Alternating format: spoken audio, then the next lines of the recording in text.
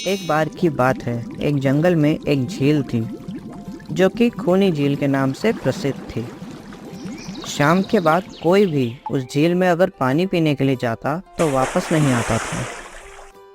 एक दिन गुल्लू हिरण उस जंगल में रहने के लिए आया। वहाँ उसकी मुलाकात जंगल में जग्गू बंदर से हुई। जग्गू बंदर ने गुल्लू हिरण को जंगल के बारे में सब बताया, लेकिन उस झील के बारे में बताना भूल गया।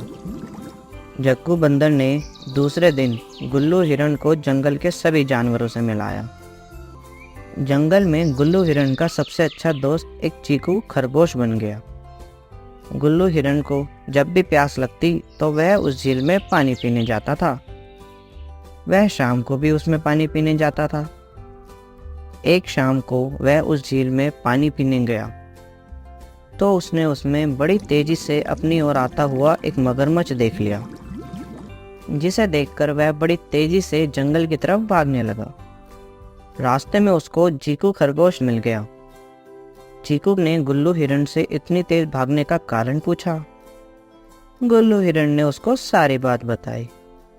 चीकू खरगोश ने कहा कि मैं तुमको बताना भूल गया था कि वह एक खूनी झील है।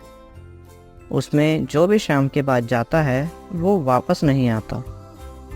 लेकिन उस झील में मगरमच्छ क्या कर रहा है? उसे तो हमने कभी नहीं देखा। इसका मतलब वह मगरमच्छ ही सब जानवरों को खा जाता है जो भी शाम के बाद उस झील में पानी पीने जाते हैं। अगले दिन चीकू खरगोश जंगल के सभी जानवरों को लेकर उस झील के पास गया।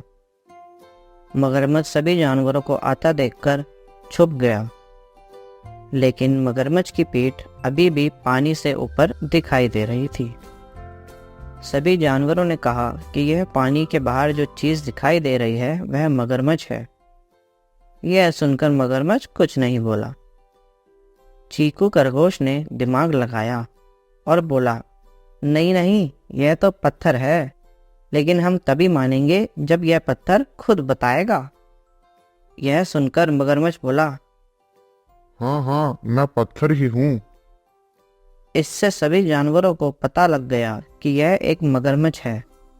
चीकू खरगोश ने मगरमच्छ को कहा कि तुम इतना भी नहीं जानते कि पत्थर बोला नहीं करते।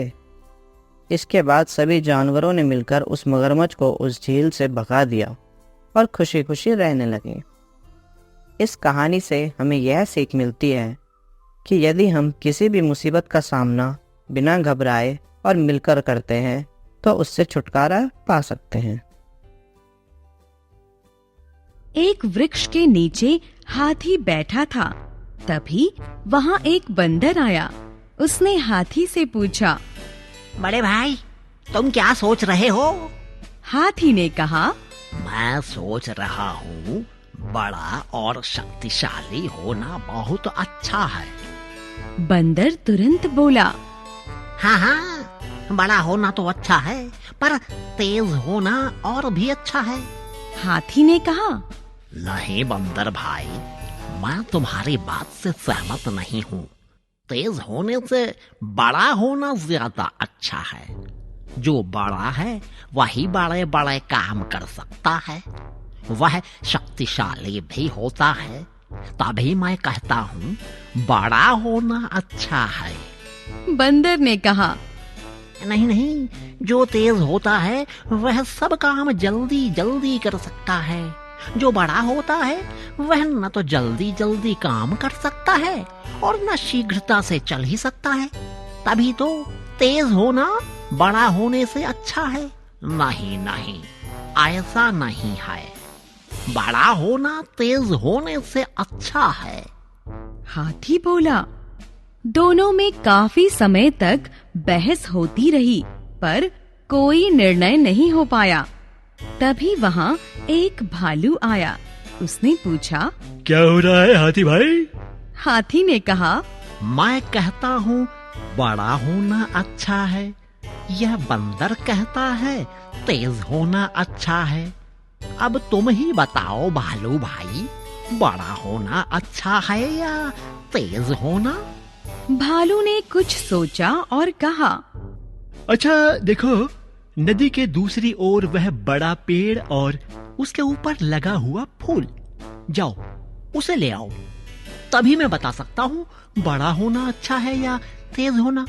हाथी और बंदर दोनों नदी की ओर चल दिए। बंदर तेजी से नदी पर पहुंच गया। नदी में बहुत पानी था, अतः बंदर दूसरी ओर न जा सका। तब तक हाथी भी आ पहुंचा।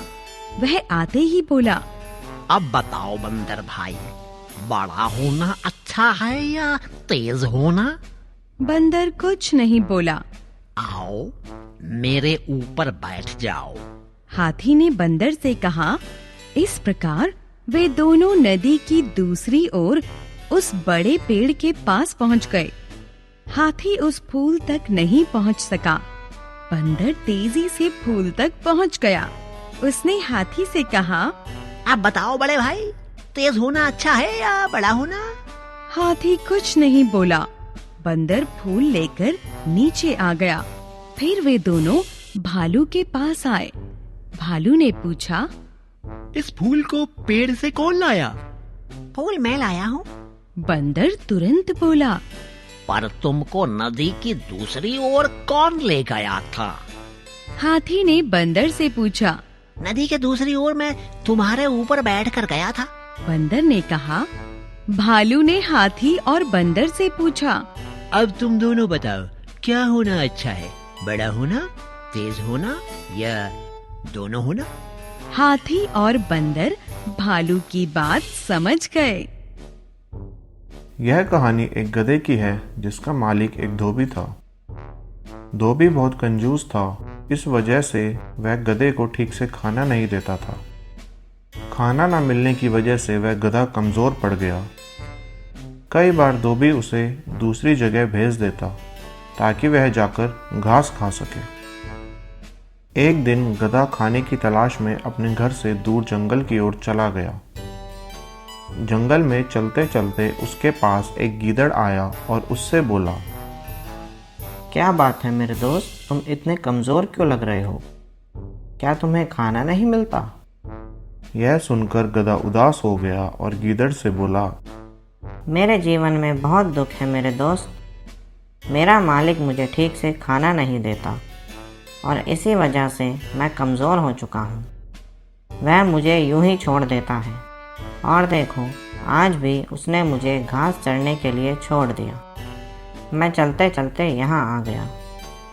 यह सुनकर गीदड़ को भी उस गधे पर दया आ गई।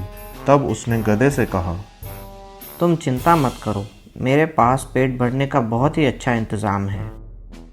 यहाँ से कुछ ही दूर एक बाग है। उस बाग में स्वादिष्ट सब्जियाँ और फल हैं। वह सब्ज़ी और फल खाकर हम वापस से तंदुरुस्त हो जाएंगे। मैं तो वहीं जाकर अपना पेट भरता हूँ। उस बाग में जाने का एक छोटा सा रास्ता है। चलो आओ, मैं तुम्हें वहाँ लेकर जाता हूँ। गधे को गीदड़ की बात अच्छी लगी और उसे भूख भी लगी थी। इस वजह से वह गीदड़ के साथ बाग की ओर चला गया। चलते हुए दोनों बाग के नज़दीक पहुंच गए। फिर गीदड़ ने उससे कहा, अब इंतज़ार की घड़ी ख़त्म हो चुकी है मेरे दोस्त। आज तुम ऐसा स्वादिष्ट और लजीज फल सब्जियां खाओगे जिसे तुमने कभी खाया नहीं होगा। चलो आओ मेरे पीछे, मैं तुम्हें अंदर लेकर चलता हूँ। यह कहकर वह गीदड़ अंदर चला गया और उसके पीछे पीछे गधा भी अंदर चला गया। बाग के अंदर जाते ही गधे ने देखा कि वहाँ ढेर सारी सब्जियां और फल हैं। दोनों ने मिलकर पेट भरकर खाना खाया और फिर उसके बाद वहाँ से चले गए। अब वह गधा खुश था, इसलिए गधे ने निर्णय किया कि वह घर वापस नहीं जाएगा और अपने दोस्त के साथ यहीं रहेगा। वे दोनों रोज उस बाग में जाकर अपना पेट भरते थे। दोनों का जीवन अच्छा चल रहा था और गधा तंदुरुस्त हो चुका था। एक दिन दोनों बाग में गए। वहाँ गधे ने जमकर फल और सब्जियां खाई। उसका पेट इतना भर गया था कि वह अपना होश खो बैठा। तभी उसने अपने दोस्त गीदड़ से कहा, दोस्त, क्या तुम जानते हो, मैं बहुत अच्छा गाना गाता हूँ और मैं तुम्हें अभी गाना गाकर सुनाऊंगा। यह सुनते ही गीदड़ घबरा गया, क्योंकि गधे के गाना गाने से उसकी आवाज़ बाघ के मालिक तक पहुंच जाती। ऐसे में बाघ का मालिक दोनों को पकड़ने वहां आ जाता। इसी वजह से गीदड़ ने गधे को शांत कराने की कोशिश की और कहा, अरे मेरे दोस्त, गधे थोड़ी ना अच्छा गाना गाते हैं। यह सुनकर गधे ने कहा, गधे बहुत अच्छा गाना गाते हैं। वे मधुर स्वर में "आ, आ, करके गाना गाते हैं। गीदड़ समझ चुका था कि गधे को चुप नहीं किया जा सकता। इस वजह से उसने वहां से निकलने के बारे में सोचा। गीदड़ बोला, ऐसी बात है तो फिर मैं तुम्हारी बात पर विश्वास कर लेता हूँ। मुझे तो लगता है कि तुम बहुत अच्छे गायक हो। तुम्हारा गाना सुनकर इस बाघ का मालिक तुम्हें फूल की माला पहना देगा, लेकिन मैं भी तुम्हें फूलों की माला पहनाना चाहता हूँ। तुम एक काम करो, मेरे जाने के बाद तुम अपना गाना शुरू करना, तब तक मैं फूलों की माला लेकर आता हूँ।